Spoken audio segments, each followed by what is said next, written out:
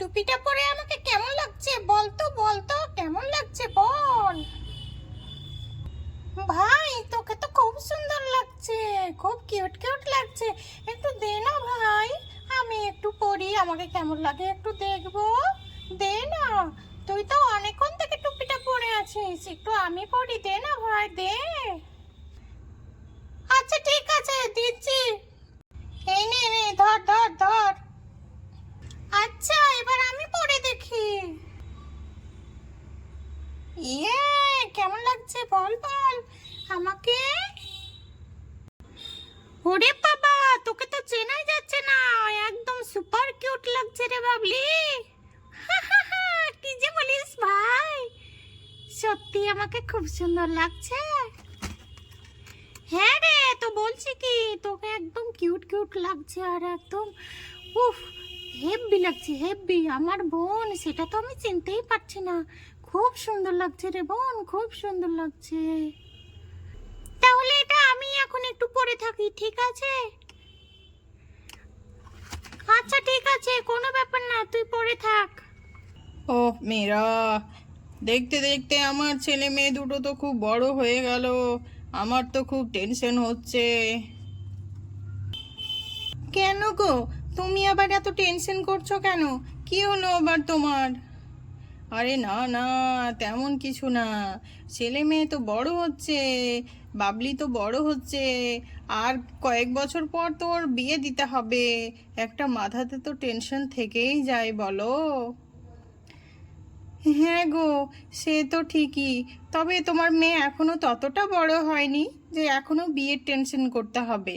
এখনো অনেক দেরি আছে, কয়েকটা বছর মানে কম ভেবো না। এখনো অনেক দিন বাকি, তুমি নিশ্চিন্তে থাকো। না গো না, অতটা নিশ্চিন্তেও থাকা যাবে না। এখন থেকেই তো ভাবতে হবে নাকি। মেয়ের বিয়েতে ধুমধাম করে বিয়ে দেব, তবেই তো আমাদের মনের আশাটা পূর্ণ হবে বলো। এই বাবলি, এবার দে আমাকে টুপিটা, এবার আমি পরি। আচ্ছা ঠিক আছে ভাই, নে। চল ভাই, মাম্মামরা কি করছে গিয়ে একটু দেখি, চল। বাবা, কার বিয়ের কথা বলছো তুমি? কার বিয়ে গো, একটু বলো না আমাকে। আরে না না, তেমন কিছু না। আরে তোর বোনের রে, বোনের। বাবলির আর কিছুদিন পরেই তো বিয়ে দিতে হবে নাকি, আর কয়েকটা বছর, তারপর তো ধুমধাম করে বিয়ে দেব। না মা, আমি বিয়ে করব না, আমি তোমাদের কাছেই থাকবো। আমি তোমাদের থেকে ছেড়ে কোথাও যাব না, ভালো লাগে না। আমি বিয়ে করব না মা, আমি বিয়ে করব না।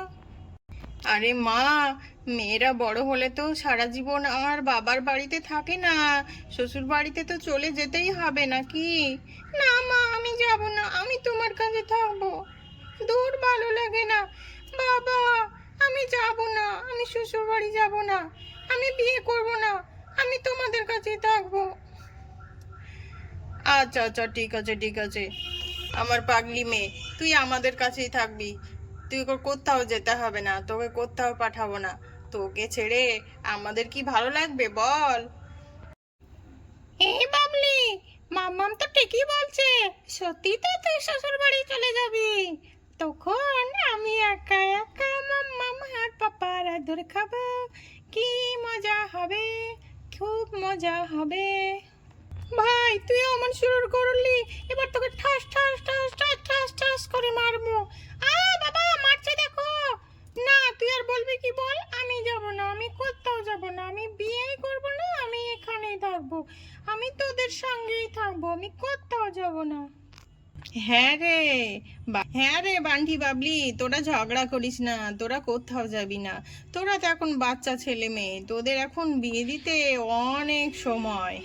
আমরা এমনি তোর মার সঙ্গে একটু বলা বলি করছিলাম, কিন্তু এখনো তো অনেকটা সময়, এখন ওসব ভেবে লাভ নেই। তোরা রাগ করিস না, আর দুই যে ভাই বোনে ঝগড়া করিস না। আর দেখ, তোর পিসিমণি তো আছে, আগে তোর পিসিমণির ধুমধাম করে বিয়েটা হোক, তারপরে তো তোদের বিয়ে নিয়ে ভাববো। এখনই কিসের? তোরা তো এখন ছোট বাচ্চা, তাই না? হ্যাঁ, আমরা পিসিমণির বিয়ে হবে যখন, তখন খুব মজা করব, খুব আনন্দ করব, তাই না রে বান্টি? হ্যাঁ রে বোন, তাই তো, খুব মজা করব। যা, এখন তোরা ওইদিকে গিয়ে খেলা কর দেখিনি, একটু খেলা কর, যা যা যা। না বাবা, আর খেলা করব না, এখন তোমার আমি আদর খাবো। আমি আর খেলা করব না, যাব না। বান্টি তোমার কাছে একা একা বসে থাকবে, আমি যাবই না, আমি তোমার কাছেই থাকবো। দূর পাগলি মেয়ে, বাবার আর কত আদর খাবি রে? তোরা দুজনে যা দুষ্টু হয়েছিস, একটু তো আমাকে এদিক ওদিক হতে দিচ্ছিস না, সব সময় বাবার কাছে কাছে ঘুরছিস। হ্যাঁ গো, সে তো করবেই, তোমাকে কত ভালোবাসে ওরা, তোমাকে এদিক ওদিক হতে দেবে? সেই জন্যই তো পাপাকে একদম চোখে হারায়, বুঝেছো? হ্যাঁ হ্যাঁ, বুঝেছি তো বুঝেছি।